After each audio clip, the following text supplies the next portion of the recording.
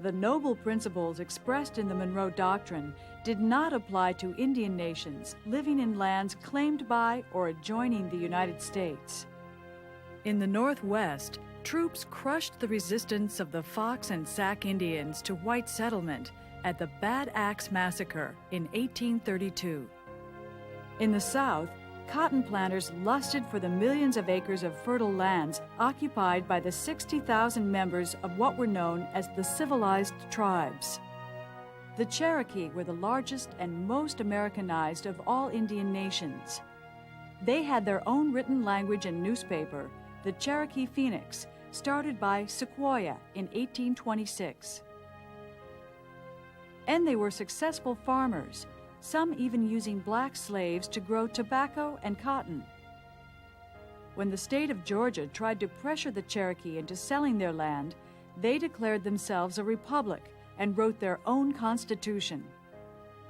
The Georgians are essentially, white Georgians, are harassing the Cherokees, trying to get into Cherokee land. And the Cherokees, who are by that time very assimilated, they're farming on plots that they own in a standard Western way. Lots of them are wearing European clothing. Lots of them are Christianized. They've gone about as far as they can go in terms of assimilating into American culture. And when the Georgians attack them and try to take their land, they do what good American citizens do, and they sue. And the case goes to the Supreme Court, and the Supreme Court rules in favor of the Cherokees, which hands Andrew Jackson just what he wants, a chance to overrule the federal government on behalf of the state of Georgia. What's really going on there is that the Indians are getting caught in Andrew Jackson's struggle over states' rights. Even though the Supreme Court ruled in favor of the Cherokees, President Jackson ignored the decision. In 1830, he urged the U.S. Congress to pass the Indian Removal Act, which authorized the government to buy out the 5 civilized tribes and resettle them west of the Mississippi River in an area called Indian Territory. Removal took place throughout the 1830s. In 1836, the American Army marched 15,000 Creeks, men, women, and children, many of them in chains and handcuffs, to their new homes in present-day Oklahoma. Between 1835 and 1838, thousands of Cherokees marched through snow and sleet with little clothing and at times no food.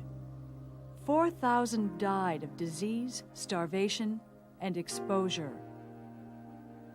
These marches would forever be remembered as the Trail of Tears.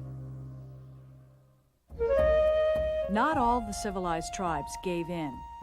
In 1835, the federal government launched a long and costly war against the Seminoles in Florida, who had intermarried and lived with escaped slaves. There was a young chief by the name of Osceola who decided that the government was being unjust, that the land belonged to his people, and he felt that he would not give up his land without a fight. According to the legend, Osceola walked forward in hushed silence. He pulled his hunting knife out, about 7 inches long, flashed it before the crowd, and shouted, "This is the only way I will sign." He then stabbed his knife through the treaty very violently, and this was the beginning of the Seminole War. Defeat of the Seminoles marked the end of resistance east of the Mississippi. By 1844, removal had been completed in all but a few backcountry pockets of the South.